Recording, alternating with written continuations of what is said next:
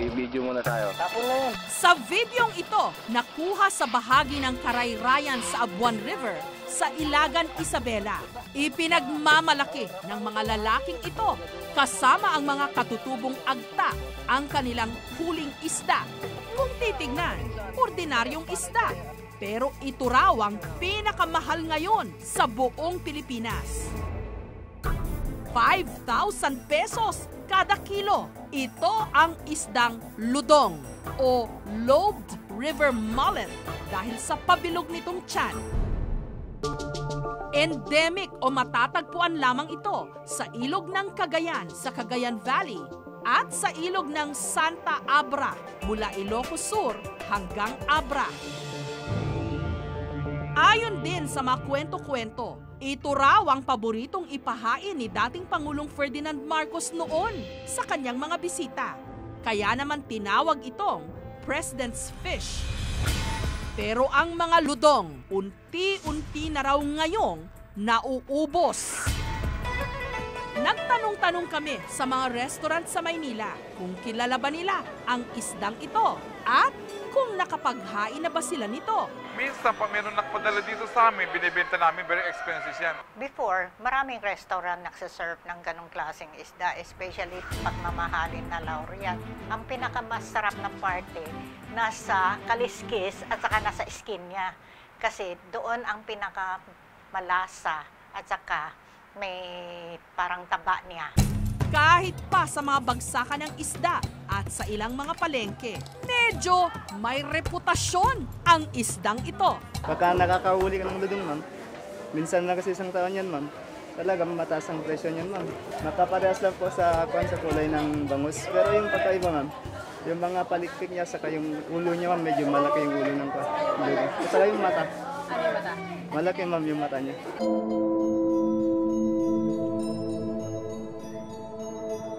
Dito sa Cagayan River, sa bahagi ng bayan ng Gataran sa Cagayan. Nakilala namin ang mangingisdang si Eduardo. Noong 1970s, ayon sa kanya, ang ludong na ibibenta mula 12 hanggang 150 pesos lang kada piraso. Kasi nung bata pa kami, siyempre maraming isda. Pero kahit maiksi lang paghuli mo, talagang marami kahit na mahirapan ka magsagwan. Ay sako-sako dahil mahirapan nung naghuli ng isda. Pero sa ngayon, napakarami na. Pero dahil bibihira na lang ngayong makahuli nito, umakyat ng husto ang presyo. Sa ilang dekadang panghuhuli nga raw ni Eduardo ng ludong, nakapagpundar siya ng bahay at lupang ito. Pati na ang pantusto sa pag-aaral ng 5 niyang anak. Minsan maka 50,000 ka, o di. Kahit man lang kalahati, ilagay mo rin sa bahay mo, di ba? Dagdag pa niya, tuwing Oktubre hanggang Nobyembre, maraming nahuhuling ludong. Dahil sa mga buwang ito sila nangingitlog.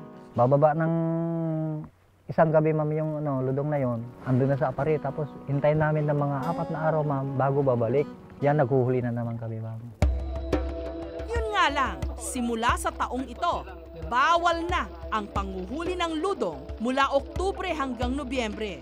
Nauubos na raw kasi ang populasyon nito, ayon sa BFAR o ang Bureau of Fisheries and Aquatic Resources. October kasi yun yung months na nagmamigrate sila sa dagat para mangitlog.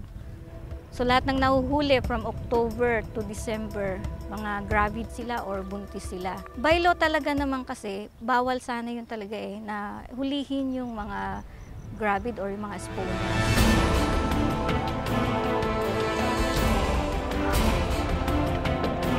Sinamahan namin ang mga katutubong agta sa pamumuno ni Pokhang sa paghahanap ng mga ludong sa ilog ng Abuan sa bayan ng Ilagan sa Isabela.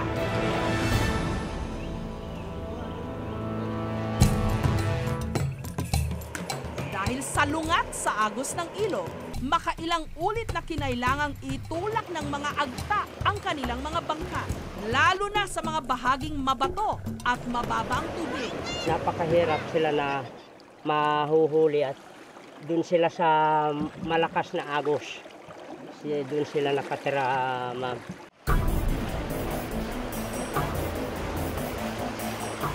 Makalipas ang 7 oras na pakikipaglaban sa agos ng ilog, narating ni Pokhang ang bahagi ng bundok ng Kasigayan. Dito raw nila uumpisahan ang paghahanap sa napakailap ng ludong. Dito sa ganito, ma'am, matatagpuan sa gabi. Pero sa araw, dyan sila ng ganyan, yung mga agos na malalakas. Yung mga butas-butas na bato, ma'am, dun sila nakalagay. Kaya mahirap silang hanapin.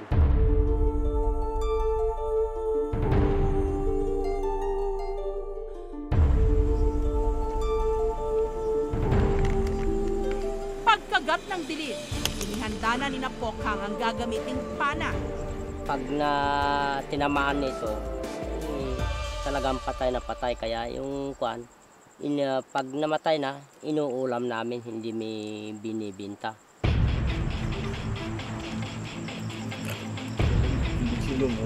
Ang kanilang flashlight, customized, pwedeng pang underwater.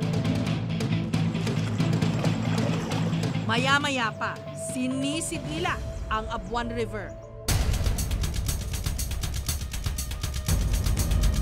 Matyagang hinanap sa mga batuhan ang isda. Pero makalipas ang 4 na oras ng pagsisid, bigo sina Pokhang na makahuli ng ludong. Kakita kami kanina ng ludong. Pinumasok dun sa yung ludong dito sa lambat.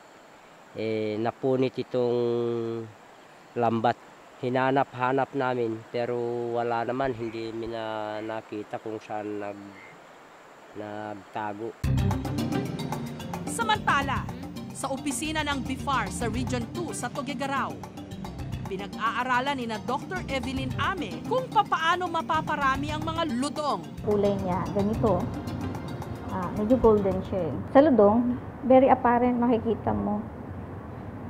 Ito yung medial lobe niya. Halos ka-level na nung kanyang jaw, lower jaw. Sa kanilang museo, nakapreserve ang pinakamalaking ludong na nahuli ng BIFAR taong 2012. Ang timbang umabot ng 4.5 kilograms. Sa research center namang ito sa Apari, merong 5 buhay na ludong na pinag-aaralan. Bawat tangke, isang ludong lang. Kasi naobserbahan namin na ang ludong pala is teritorial. Ibig sabihin, may sarili siyang teritoryo. Pag dinagdagan mo ito, talagang naghahabulan sila. Kung minsan, yung mas maliit o yung mas mahina namamatay. Kailangan daw madilim ang tubig at tangke na paglalagyan nito para hindi ma-stress ang mga isda.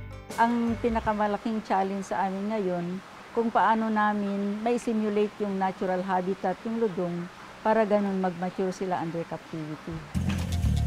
Ang target daw nila rito, maparami ang lahi ng mga ludong. Ang goal namin dito is to spawn the ludong in this facility. Patunay ang ludong na kapag inabuso ang biyaya ng kalikasan, pwede itong maubos ng ganon-ganon na lang. Pero may natitira pang pag-asa para sa hinaharap. Kapag tagumpay na naparami ang kanilang lahi, mas marami pang mga Pilipino ang makatikim ng espesyal na isdang ito.